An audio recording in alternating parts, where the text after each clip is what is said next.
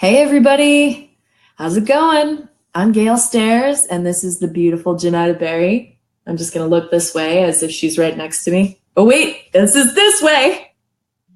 Janetta.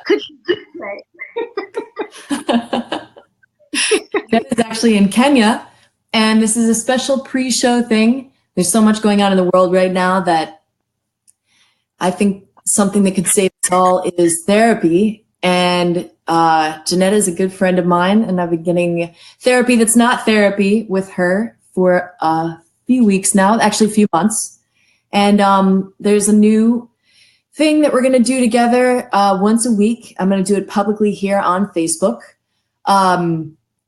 It's outside of the radio show, but it's going to be something that I decided with Janetta we're going to call Gail Stairs Gets Therapy That's Not Therapy, otherwise known as Nerapy. No. We'll figure something else out on our way, on our journey.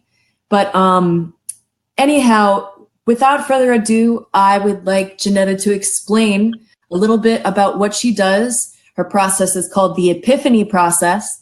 And Janetta, why don't you go ahead and introduce yourself and tell us a little bit about yourself and the process. Thanks, Gail. Well, before I go into that, Gail and I would like to invite all of you. There's a bit of feedback going on here. I wonder what that's about. The computer's Pardon? The computer must be hungry. It wants feedback. We'd like to invite you, please do like and share. Share to all your friends as we start this up. And feel free to comment and ask questions. So the first thing, Gail, you were wanting to know a little bit about my background. Yes. I was in the motivational industry for many, many years, and I was pretty good at it. I could get up on that stage and fire people up, and they would go away saying, "Yo, yeah, we're going to conquer the world," and what Janetta had to say was so relevant, and that was that. But then I noticed that they'd be back within next to no time saying, using these words, we need another dose of Janetta, or we need another fix. And I realized I had become their drug. Yeah, absolutely. I had become their drug, and it just didn't sit very well with me that they had to come back for top-ups of my energy and not be able to do it themselves.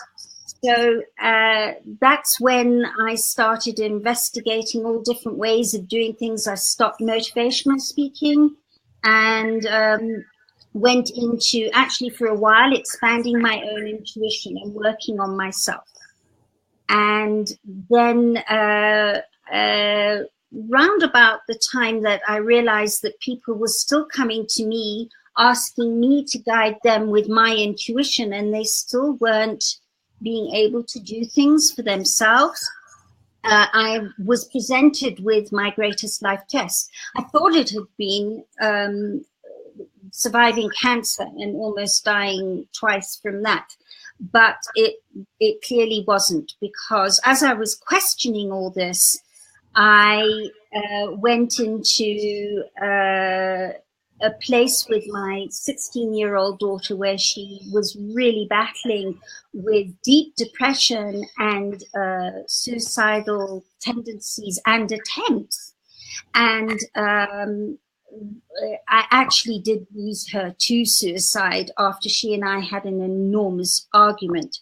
So you can imagine what that did. And in the following 9 months of picking up the pieces of losing a 16-year-old daughter to suicide, that really pushed me on the quest, because I knew that if I didn't find something meaningful, I would not pull through this, because everything fell down like a pack of tarts. Ching, ching, ching, ching.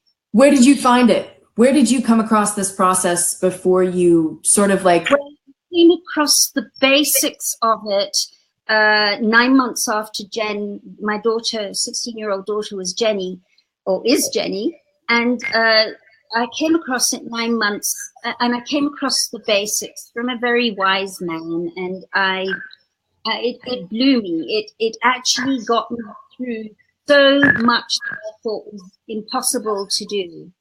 And with the result that I have taken the basics of this process and been able to hone it and grow it and make it very specially different.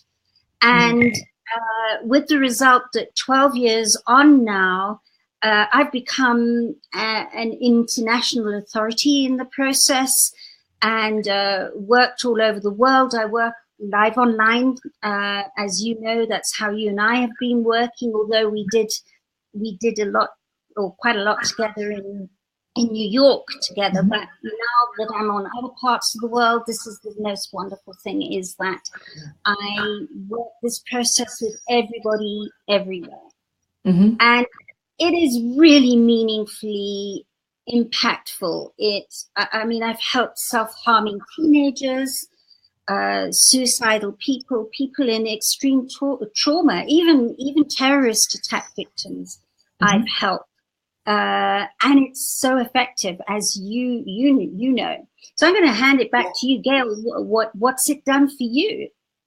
Well, one of the things I really like about this process, particularly, is that it works rapidly. It works immediately. You notice things start to happen and connections are being made in your brain immediately. It doesn't take a few weeks.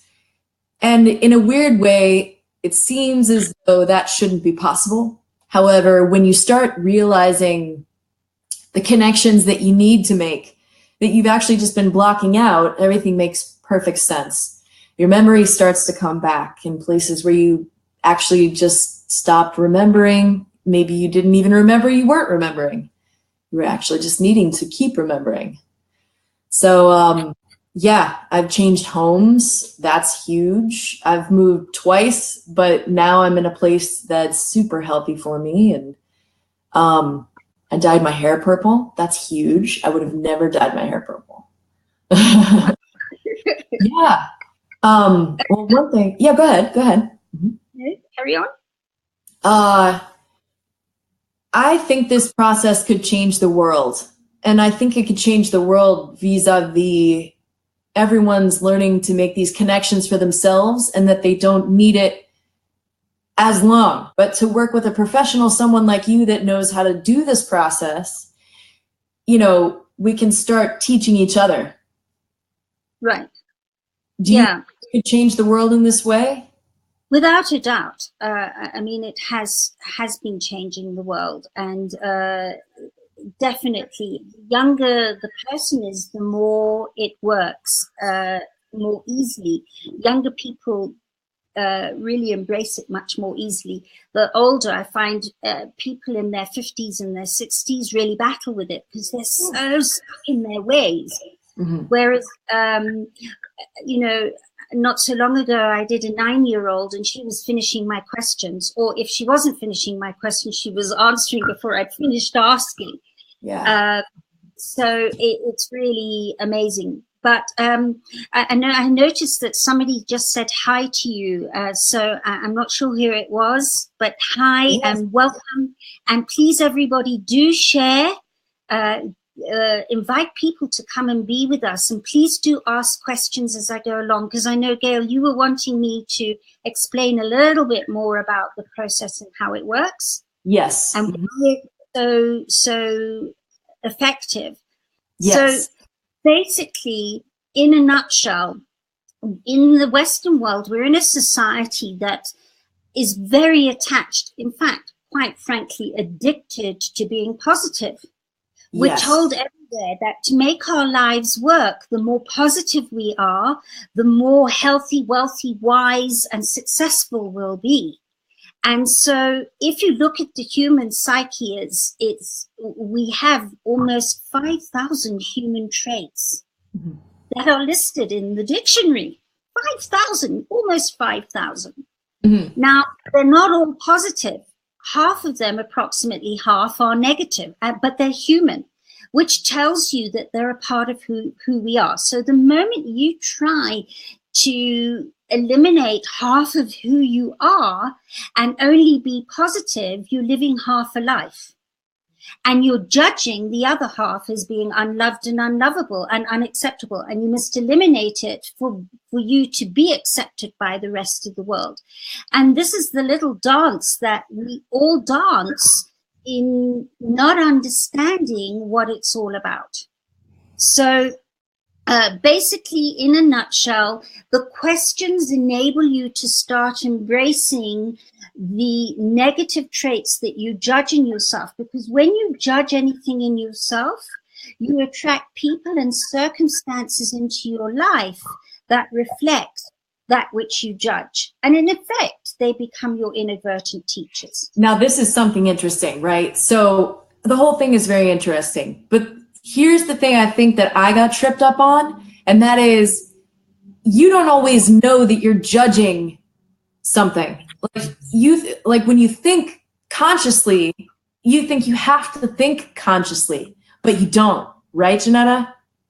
Absolutely. That's the wonderful thing, is you're so right. The questions enable you to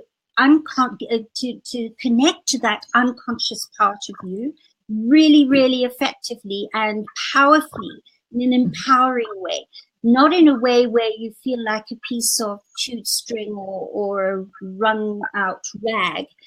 It by the time you finish a session, you feel lighter, enlightened. In fact, it creates, the reason why it's called the epiphany process is that it creates a lightness of being in you on a conscious and unconscious level. Mm-hmm. Many people say to me, oh my word, you deal with such difficult topics. How do you manage to survive? And I have to say to you, they say, don't you feel that at the end of all these sessions, you're drained because you're dealing with people with such serious topics? Not at all. Such assholes. Because nobody is an asshole that's a good person, right? Only the people are assholes.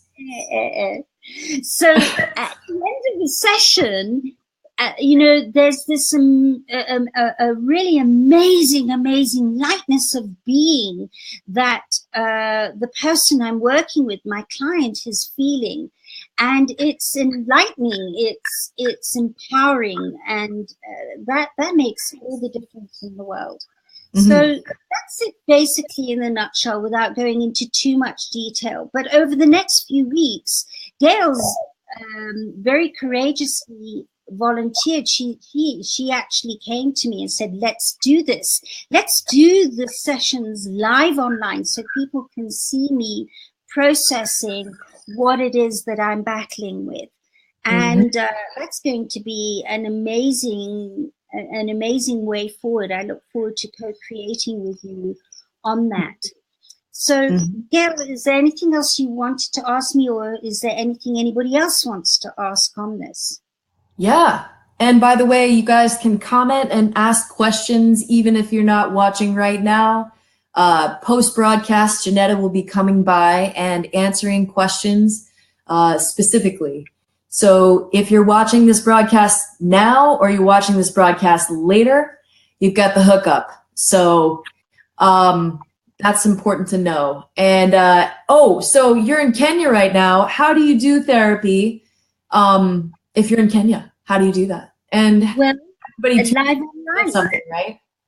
Well, live online in terms of we use Skype or WhatsApp. It's not like this where we go on Facebook and everybody watches it, but it's you book and schedule a time slot with me, and I do it through through WhatsApp and Skype. Is it just as effective? I would say it is. Without a doubt. In fact, it's an interesting thing. I have a lot of people who say, oh, when you're in New York or when you're in London or wherever you are, then I'll book a session with you. And then when I say to them, that actually doing sessions the way I do works better, they almost don't believe me until they do it. And one of the things I do is I deliberately don't put the cameras on Skype or on WhatsApp. And the reason I do that is that I notice that people, when we're working the process, if cameras are on, are watching my facial expression and my body language, and it's almost distracting them from doing the process really effectively. So when we have the cameras off, they're sitting in their own space, their zone. They haven't had to travel anywhere to come to me. They're in their bedroom, or they're in their lounge, or wherever it is they want to be for that call. So they have choice where they are. They can close doors, be by themselves, and then there's no distraction from me except for my voice. And it's amazing. Everything goes ching, ching, ching, ching, ching, ching as we start processing. It's how you and I do it. You've noticed the same? Yes. Yeah. In fact, I've experienced more change in therapy working with you than any other kind of therapy I've ever had. And I think everyone should get therapy. I think it should be accessible. And I really think that, you should take therapy that works. And so far, I definitely feel that yours is that. Okay. So Gail, before we end off, I'm going to just check in with you so you can explain to people exactly what's been happening to you over these last couple of months. So first of all, what and who are you trusting more since you've started, but really authentically trusting more since you've started this process? Authentically, I trust my community more. As a result, I'm doing a very public, very popular no security radio show where I never would have done that in the past. I would only probably do it behind closed doors with a guard outside, far, far away from the ground, just because I would be too afraid. But what would you be afraid of? I would be afraid that, someone would come in and try and harm us, definitely. So you're feeling safer with the process, and running all those stories of being harmed, they've gone away? Yes, they have. Okay. What and who else are you trusting more? I'm trusting my teachers more. For instance, I am a professional ballerina, and I've definitely started allowing myself to trust the advice of my mentor more. And therefore, I've been able to exceed my own expectations. I'm not where I want to be yet, but I feel that I'm getting closer. And that's something that I don't think I would have been able to do because my mind wasn't necessarily in the right place for that before. You think you know it? I do know it. Yeah. Yeah. So you're definitely feeling more what about your dancing? Something has opened up and allowed me to walk through a portion of a square that I didn't have access to before in my own brain, as far as my dancing goes. What are you doing differently with your dancing physically? What are you now doing that you couldn't do before you started this process? I definitely hear more of what my teacher tells me, such as... So you're listening differently? Yes, I am listening differently, and I'm processing differently. I go, oh, that's what you're saying. And if I don't understand it, whereas before I might have just tried to figure it out later and then forgotten about it, I will actually be able to retain that information more and more. So have you noticed that your memory retention's got better? Yes, it's gotten better in a different way though, because I've always had a good memory, like a really good memory, but I have a didactic memory. So for instance, Einstein, he and I are similar in this way. I would remember certain things in certain atmospheres where I could remember a color of something and I go, oh, I remember that the moon landing happened in 1969 because of the color of this thing in this place that I remember. But now I'm actually starting to remember things more like a normal person would, where I can, I can retain information from one interaction to the next interaction down the road, and then I can pick it back up again more accurately than I could before. Okay. And what about things like your energy levels and your sleeping patterns? What's happening? Yes. I've been an insomniac since I was pretty much dropped here on this earth. No, I was born from a woman just like everybody else. But I have problem sleeping. Yeah. I'm sure about that. What? Oh, about my moon landing? I mean, Earth landing? I mean, oh yeah. Definitely another planet. Just look right here at this little red light, Janetta.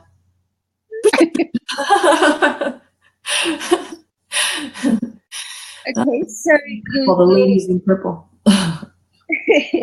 So you've been an insomniac for forever since you arrived from planet wherever.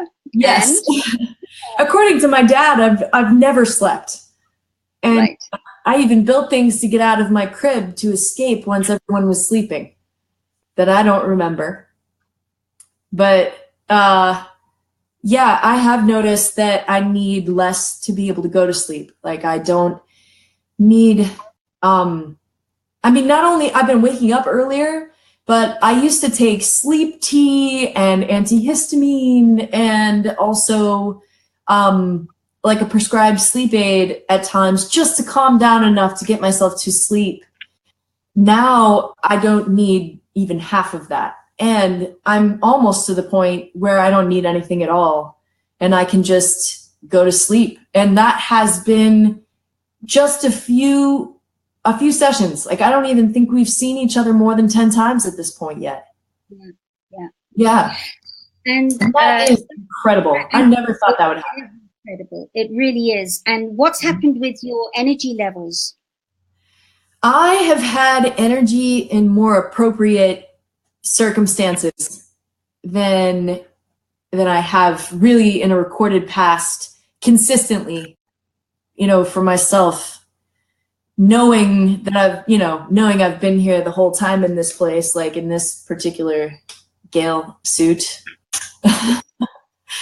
Yeah, I have energy in the morning, sometimes more. I make it to the end of the day without, necessarily crashing and then sleeping for a few days and then waking up and everybody's like, well, where did you go? And I was like, sleep and then I'm back. It's more like consistent. It's less this way and then this way and then this way. It's more just like getting to be a normal thing. And it's not necessarily, like, I mean, obviously there were times in my life where I had to force myself to do that, or my parents had to try and force me to do that. But now it's definitely voluntary and it's just kind of happening, which is very interesting, even if we're not talking about it. Now, to go into the next pit, what's happened to your social skills and your interaction with your family? What shifted? So there are things that I thought I could never talk about with my family or my friends, certain friends here and there, that people wouldn't necessarily understand parts of my life or myself that I could share. And I've been finding out that the more I work this process with you, that is completely false. And every challenge socially is an opportunity to grow.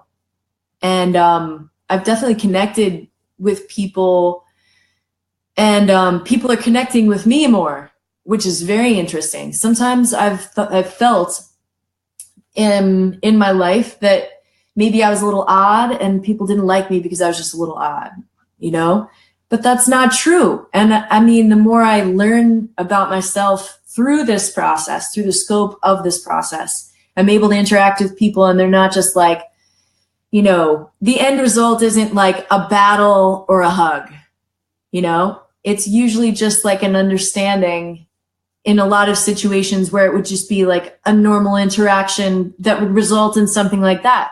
Or even a negative interaction where I would be like expecting that it would be a negative interaction.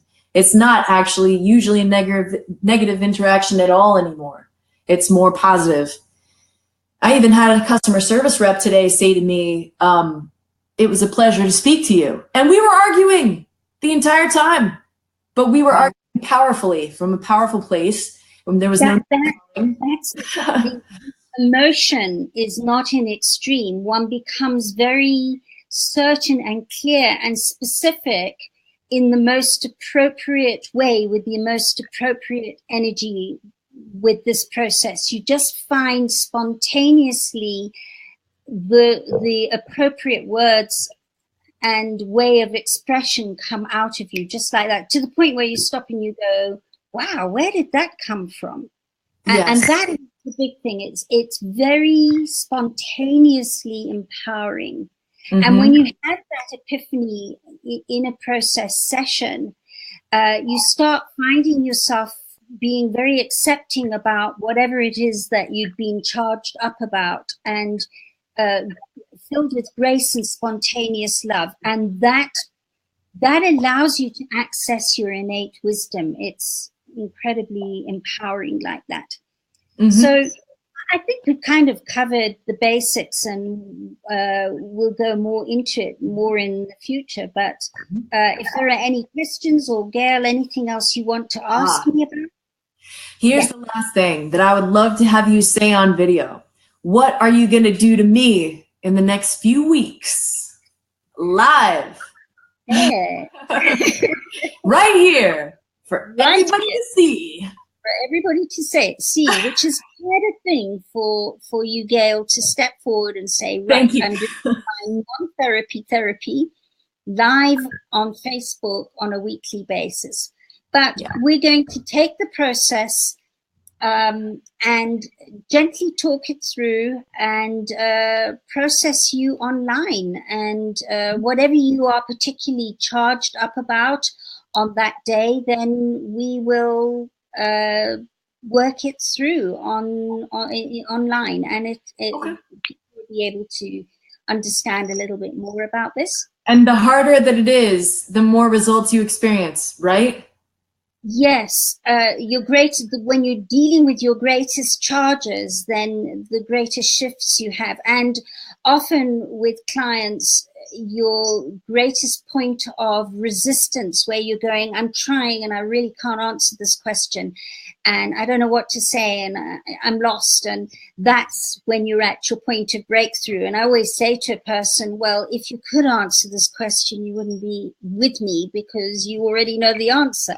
Yeah. So that moment of greatest stress and pressure and pain is when you're at that point of breakthrough. Mm-hmm. So yeah. So would it stand to reason that I would have pretty, maybe even extra results from what I've been receiving, that we're working this in public? So that we don't know, but I can't. I would imagine the pressure and strain of doing it in public will actually help you to process that much more, because, to end off with, you're an artist. I'm also from the theatre. I mean, you and I danced ballet together. Mm-hmm. And I've had a lifetime in the theatre. And you ask anybody that's created anything. In fact, if we leave off with this, our whole world is based on creativity. Everything we have around us has been created from something. And that something is a place of pain, stress, pressure. You ask any artist, that they'll tell you that their greatest pieces of work came from their most painful times in their lives. Mm-hmm. And the chair you're sitting on, the room you're sitting in now, that was created from a place of lack, from a place of pressure and stress and strain that pushed people to create that, so that the circumstances you were dealing with were eased. Mm-hmm. So you're not out in the rain or the snow, and you're not standing up or sitting on the floor, you're sitting on a chair. So everything that we have and are is created from a place of stress, pressure, and pain. Mm-hmm. So the greater the stress and pressure under a very powerfully guided process like this creates amazing breakthroughs. So it more than likely will do that for you. Yes, going live online. All right. Well, thank you so much. I'm really excited. I'm scared, but I'm ready. Mm-hmm. A pleasure and an honor. You know, Gail, the feedback I've had from you, and I've seen and heard and watched the shift in you as you have authentically worked through your greatest challenges, has been inspiring. You're an inspiration for many.